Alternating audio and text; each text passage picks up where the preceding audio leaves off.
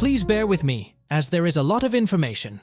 My husband, age 46, and I, 42, female, have been married for 16 years and have 2 kids, ages 13 and 10. He was born with a heart defect and has seen a cardiologist since the age of 20. Last year, he had a heart attack. He collapsed right in front of the kids and me at the park. His heart stopped and I had to do CPR while my kids watched. Thankfully, he started breathing again by the time the ambulance arrived. He was in a coma for 3 days, and the only reason he survived is thanks to a device called LVAD, left ventricular assist device, which is basically a machine that pumps his blood. The device is attached to his heart and is powered by batteries. A cable comes out of his torso and is attached to a controller, which in turn connects to batteries that he carries in a bag and have to be changed every 15 hours. At night, the controller connects to a long cable that plugs into the wall outlet. I happen to think this is a miracle of modern medicine. He thinks it's annoying because the bag is bulky, and he had to give up swimming because the cable can't get wet. At first, the doctors wanted to do a heart transplant, but decided he wasn't strong enough to withstand that surgery. The average recovery time for a heart transplant is 3 months, compared to 3 weeks for an LVAD surgery. During this time, he needs a full-time caretaker, and he has to relocate closer to the hospital because he would have weekly appointments. He will eventually need a transplant, but he can live with the LVAD for years. However, we received extensive information about both procedures. Back to the current problem. 3 days ago, I got a call from the hospital to schedule an appointment to meet with a social worker and go over everything I need to know as the caretaker of a transplant recipient. I was completely confused. Based on everything I learned last year, I know this is one of the last steps before adding someone to the wait list. After asking some questions, I learned that my husband had already done all the tests necessary, and depending on the outcome of my appointment, he could be added to the list within days, and because of his blood type, he would probably get a heart within 2 months. I was livid. My husband started the process without talking to me. I asked if there is any risk of heart failure if we wait a little longer. She said there's no risk as long as he takes care of himself. She also said on average, people keep the LVAD for 7 years before getting a new heart. I thanked the social worker and said I'd call her back. The hospital where he would get the transplant is 5 hours away from our home. As I mentioned before, the recovery time is about 3 months. He needs a caretaker with him 24/7, and he has to be within 1 hour of the hospital in case of an emergency. That evening after dinner, I asked him why he hadn't told me that he was planning to get the transplant soon. His answer floored me. "Do I have to ask for your permission? I'm the one having surgery.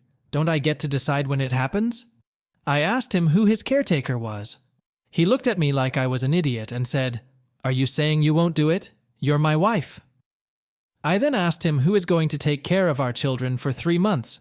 He suggested they come with us. I reminded him of a few minor problems that he probably hadn't thought about. I need to get a leave of absence from work, and this is our busiest time of the year. We have no support system, as our families live in a different state. The children have school. I can't take care of him properly if I also have to take care of our kids. We would need to pay rent for an apartment close to the hospital while also paying our mortgage. Not to mention that our 13-year-old is in therapy for acute depression and suicidal ideation, which started after the heart attack.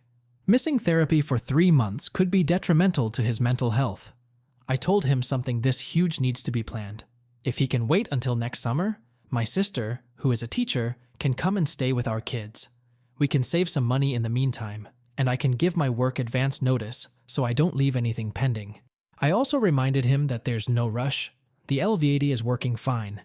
He got angry at me and told me I just can't understand how annoying it is to deal with the batteries. I tried to remain calm and said, "You're right, I don't understand what you have to go through. And I get that you have to take care of yourself. But I have to take care of all 4 of us. So I'm asking you to deal with the annoyance for 6 more months so I can come up with a plan that will be best for everyone." He got really angry and started yelling at me, saying I was being selfish, only thinking about what was more convenient for me. He asked, "Why are you trying to stop me from getting a surgery that will save my life? Do you want me to die?" I swear I felt my love and respect for him die a little. I was done being nice. I didn't cry. I didn't raise my voice. I simply looked at him and said, You're the one who's selfish. I can deal with you putting your needs ahead of mine, but not ahead of the needs of your children. And you're not dying, so stop being so dramatic. You expect me to drop everything to take care of you because I'm your wife, but it never occurred to you to include your wife in the decision-making process. When you refused to give me a say, you refused me the respect you owe me as your wife. He just stood there, literally shaking with anger. His fists were clenched, his face was red, and he refused to look at me. I said, "You have two choices. Either you wait 6 months so I can figure out a plan, or you find another caretaker and have your surgery whenever you want. Then after your transplant, you can either treat me with the respect you owe me, or we get a divorce." As I walked away, I added, "And if I wanted you to die, I wouldn't have saved your life at the park last year." I went upstairs to our bedroom, and a few minutes later, I heard him leave the house. He didn't come home that night and has been ignoring my calls and texts. Yesterday, I texted him asking him to let me know he's okay before I report him missing. He texted back, "I'm alive," but he still hasn't come home. I know he came by while I was at work because his LVAD stuff is gone, along with some clothes and toiletries. I honestly don't know who he is anymore, but I know my kids are heartbroken because he hasn't even called them. I'm pretty sure my marriage is over and I keep asking myself if I overreacted, but I don't think I did. So, am I the asshole? Update. I posted this at midnight, trying to get some perspective, and boy, did I. It is now 8 a.m. and my life has changed forever. Thank you to all who posted here. The supportive comments, the ones bashing me, they all have helped in some way. I've never been called selfish before. It was a new experience. I haven't slept at all. I'm exhausted and completely defeated. Around 5 a.m., I got a message on Reddit. It said, "Hi, this is Shelly, Tom's wife." Not real names. Tom is my husband's friend from work, the one he's always playing golf with. Shelly tells me she saw that I was on Reddit and asks if we can meet for breakfast.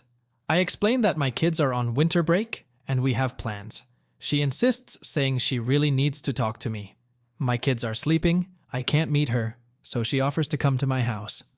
Shelly and I have never spent time together, even though our husbands are friends, but she keeps insisting, so I agree, and I give her my address. When she gets to my house, she's super nervous. She tells me she read my post on Reddit, and she figured out it was me. I invited her inside, but she said she didn't want to wake up the kids and asked if we could talk outside even though it's like 50 degrees. We walked to the backyard, and I lit up candles and turned on the fireplace my husband built in the backyard. She wastes no time and tells me that my husband is cheating on me with a woman he met at the gym. I'm so exhausted from the sleepless night and the emotional shredding I experienced on Reddit that I have no reaction. She tells me she and Tom go to the same gym, and Tom convinced my husband to join 2 months after the heart attack. If you read all or most of my posts, you'll know that's when he stopped spending time with his family. My husband lost a lot of weight in the hospital, and his wedding ring was loose, and he didn't want to lose it, so he stopped wearing it. Apparently, he charmed her, lied to her, and started dating her. She had no idea he was married, and she was awed by the story of the heart attack and the LVAD. He conveniently left out the part where his wife administered CPR. By this point, I'm so confused and ask Shelly what she's getting out of this. I don't know her. Does she hate me because my husband told her about the other day? She tells me she can call Jen and have her come over with proof, so I agree. 10 minutes later, this perky blonde in her mid-20s with a blonde ponytail gets out of a car in front of my house. Her eyes are red and swollen, and she immediately starts crying and saying, "I'm sorry, I didn't know." She shows me her phone. Picture after picture of this girl with my husband, some of them with their heads on pillows, mussed hair, and both obviously topless. Then she moves on to the texts, and I want to throw up. Flirty, sexy, and downright X-rated messages going back and forth. Let me insert here that when we were learning about what to expect after LVAD or transplant surgery, the topic of sex came up. The person doing the teaching mentioned that it's normal for a person's sex drive to decrease after surgery. In some cases, ED can be an issue, most likely temporary, but everyone is different. My husband and I always had a healthy, satisfying sex life. Even after 15 years of marriage, we had sex several times a week, sometimes every day. About a month after he came home, I tried to initiate sex and he apologized, but said he wasn't ready. I didn't push. I tried a couple more times and he felt bad, so I told him to not worry about it. I could wait until he was ready.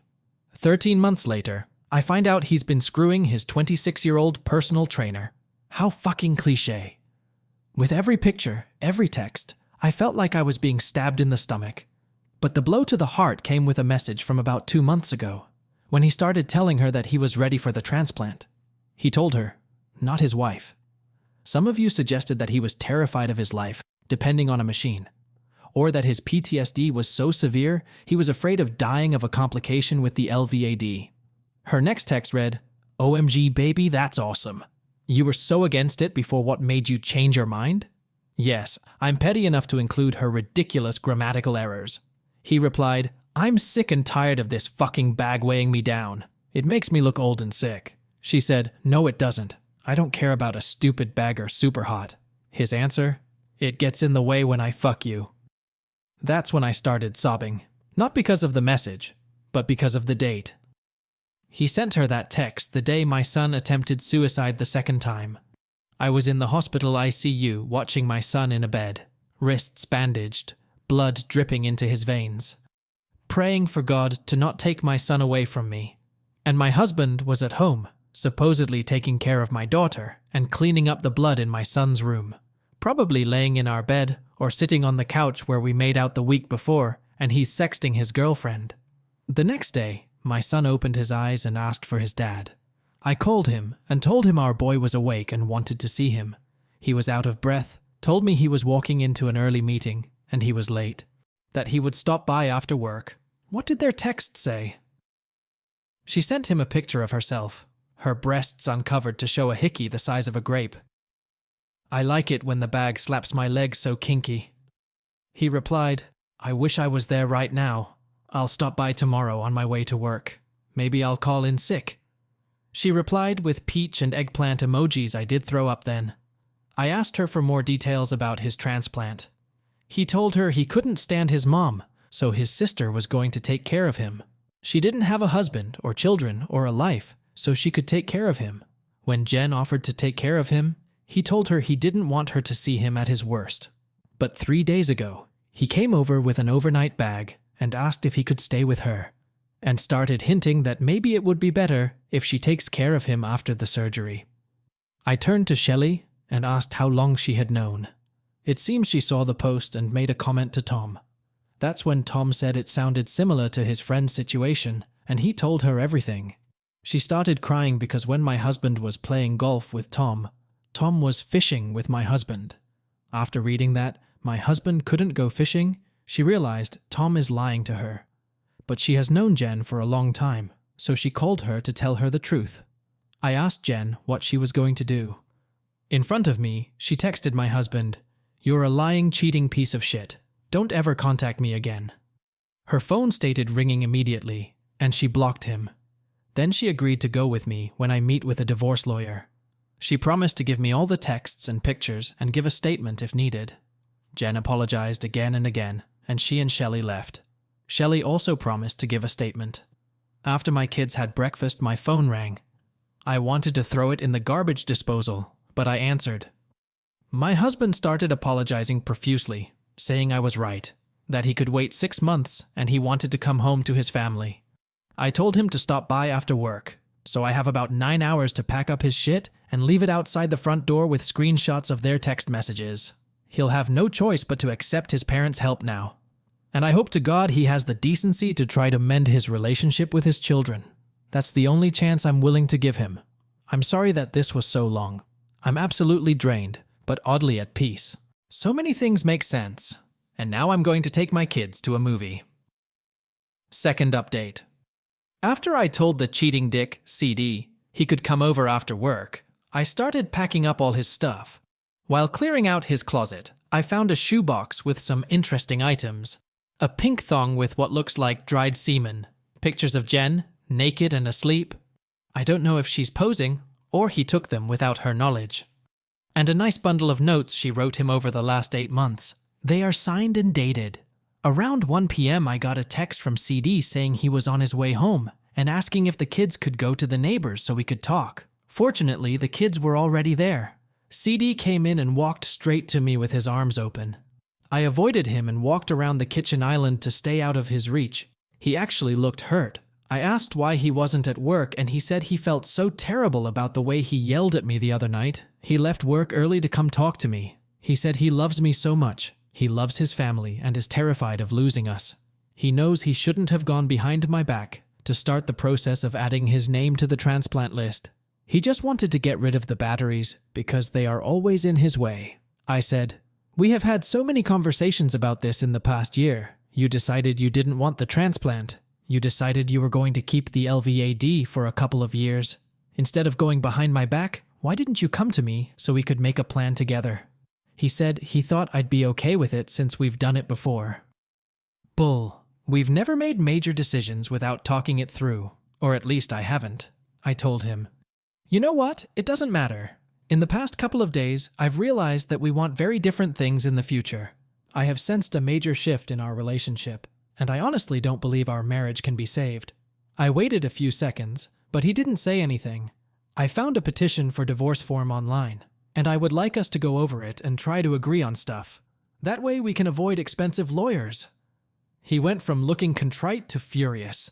He started yelling at me, saying, "If you think you can get rid of me, you are out of your faking mind." I reminded him that he just apologized for yelling at me, and now he was doing it again. He continued yelling, "Fuck that, and fuck you. What about our vows? What about in sickness and in health?" I looked at him and asked, "What about forsaking all others? Who broke their vows first?" The look on his face would have been funny if I wasn't so scared of him. He called me a bitch and stormed out of the house. Before this week, he had never yelled at me, never directed profanities at me, never called me names. I tried to calm down so the kids wouldn't see me upset when they came back. About 30 minutes after CD left, I got a message from Shelley. She said Jen really needed to talk to me and gave me both their cell numbers. I called Jen. She was crying and told me CD came to her apartment and was begging her to open the door so they could talk. He said he loves her, apologized for lying to her about being married, but swore that his marriage was over long ago, and the only reason he stayed married to me was for the kids. When he saw that she wasn't budging, he started sobbing uncontrollably and asked her for another chance. He told her he's filing for divorce on Monday so they can get married once it's final. Jen told him she can't trust anything he says. How can you tell someone you love them and lie to them for months? She asked him to leave. He asked if he can call her. She said no. She's telling me all of this while on her way out the door. I can hear a whispered, "What the F?" I asked her what was wrong, and she said CD was sitting in his car crying. I stayed on the phone with her until she got into her car and drove away. I took the kids to dinner, and we had a great time. When we got home, they wanted to read, so they went to their rooms. I got a big glass of wine and sat down with my own book. I got a text from Jen saying CD approached her at the gym and went from "Please, baby, give me another chance" to "Are you flirting with that fucker to make me jealous?" Jen admitted that she's scared of him and is thinking about getting a restraining order. She's going to unblock his number so she can have more proof of his harassment. Around 8:45, CD came over again and stopped dead in his tracks when he saw all the moving boxes. He looked at me and said, "Where do you think you're going?" I thought that was hilarious. I told him that was his stuff, not mine. I told him our marriage was over, and since he took some of his stuff a few days ago when he walked out, he could go ahead and take the rest. He said he was staying here. I said, "Where did you stay the past few days?" He answered, "At Tom's." I looked at him and said, "Stop lying. We both know you were with your girlfriend." He swears he doesn't know what I'm talking about. He loves me and wants to fix our marriage. I said, "I thought you were only with me for the kids and planned to file for divorce on Monday." He asked me who told me that. I said, "Obviously Jen."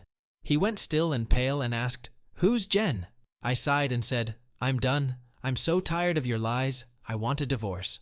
I want us to sit down and talk and agree on who gets what.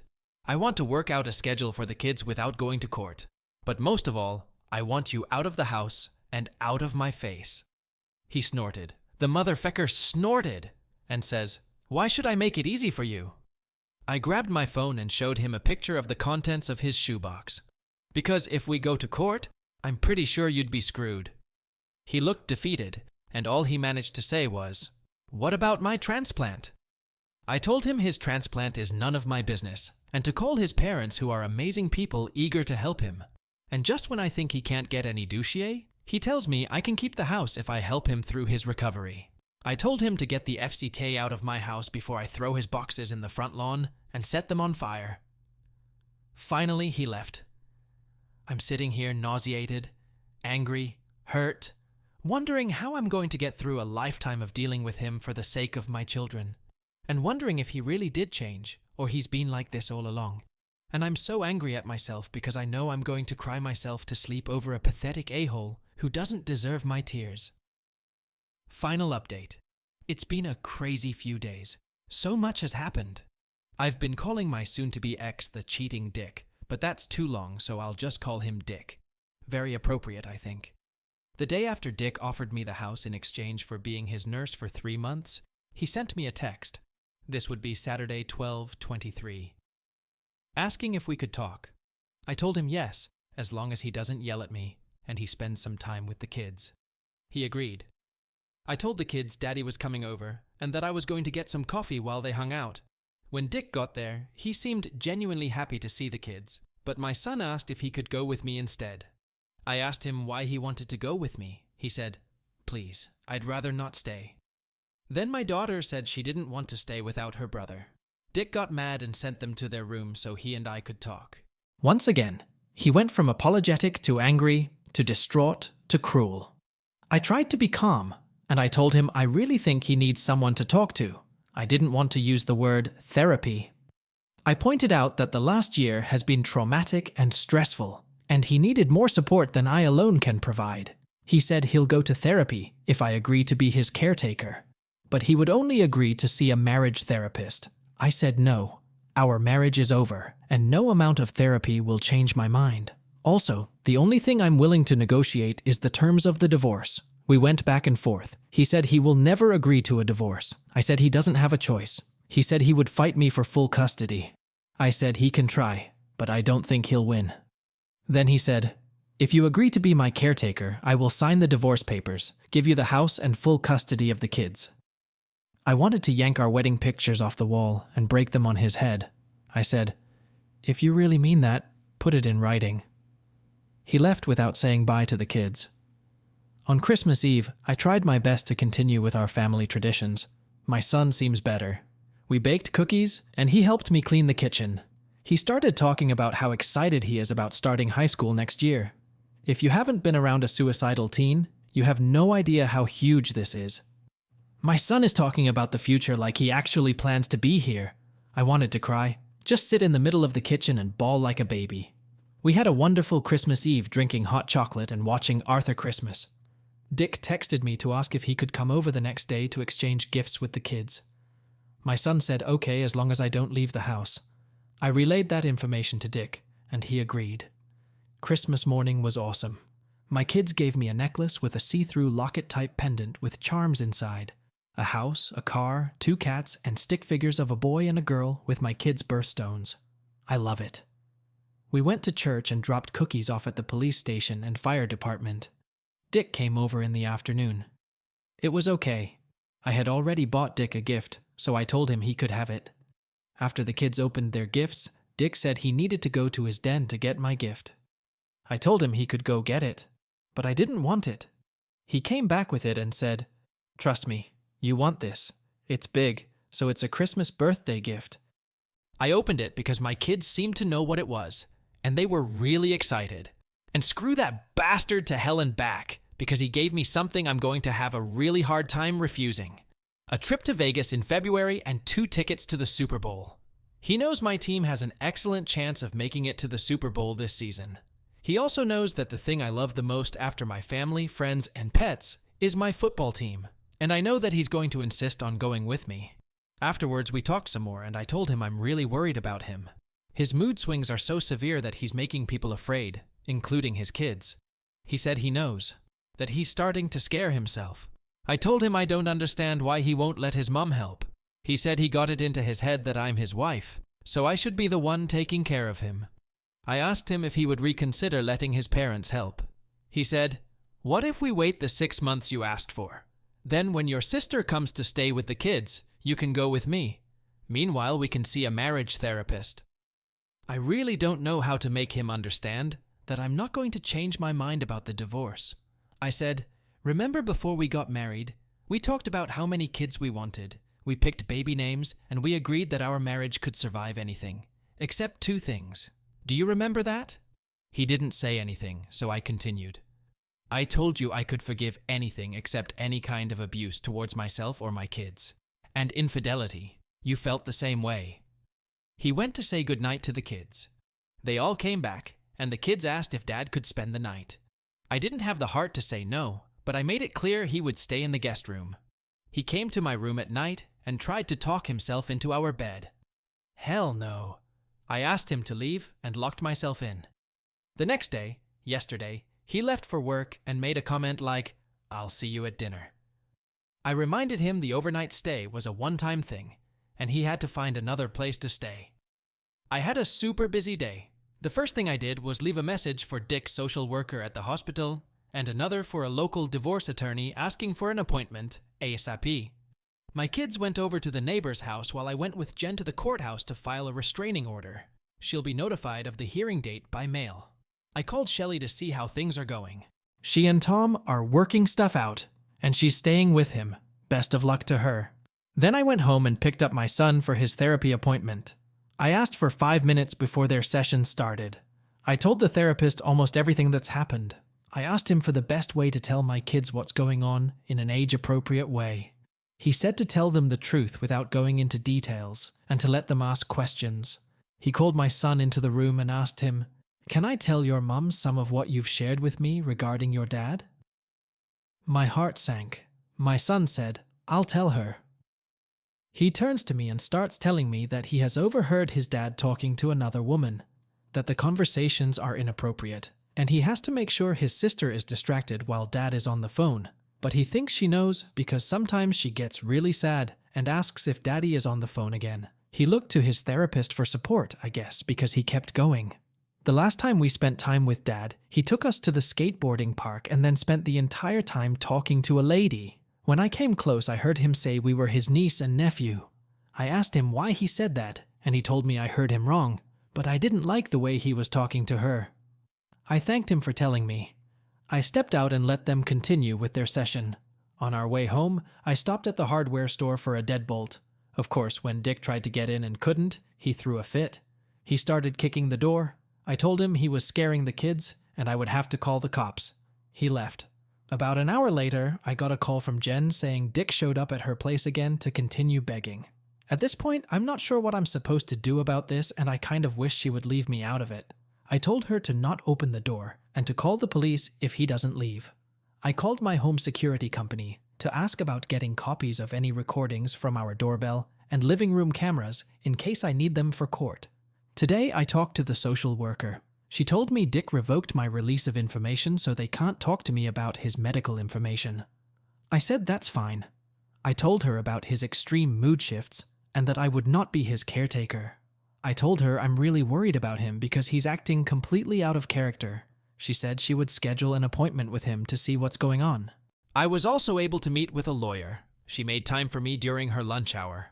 I'm going to file a restraining order, and if Dick gets violent again, I will call the cops and ask for a psychiatric hold. The police might not do it, but at least the police report would show that I requested one. I took my daughter to her first therapy session and told her therapist what's going on. She told me she's going to communicate with my son's therapist so they're on the same page.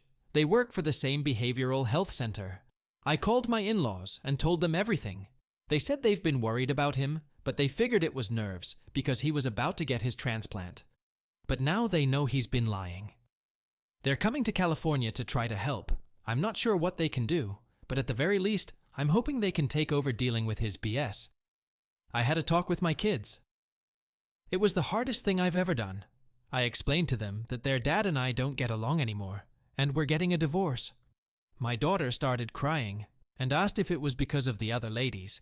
I told her that's part of it, but Daddy also went through something very traumatic last year, and he hasn't been the same. He needs time to recover and decide if he wants to go back to the way he was before.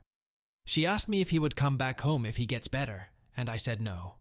My son said he's scared of his dad and doesn't want to live with him. My daughter said the same. She also thinks it's her fault for not telling me about the other ladies. So, that's another topic for her therapist. I told her it's absolutely not their fault. Whatever goes wrong between two married people is their fault alone. She asked what I did wrong, and I told her it took me too long to realize how much Daddy had changed, and I didn't help him sooner. My son asked if we could move back east so we could be close to family. I told him we need to stay here for now so they can be close to Daddy. But we'll talk about it again in a few months. So, I'm filing for divorce, and I'm asking for full custody for the time being.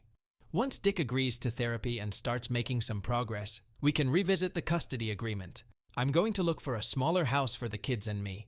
Dick loves this house, so he can keep it, or we can sell it. I really don't care. I'm strangely numb. I found a therapist for myself. I start next week. I'm glad I'll have someone who can help me through this. Anyway, I think that about covers it. What a roller coaster this has been. I wasn't going to add this last update, but I figured since I dragged you into this drama, even if it's online, I owed it to you to tell you what's going on. Thank you for the support. It has helped more than you can possibly know. Hit subscribe, ring the bell, and if you enjoy, smash that like button.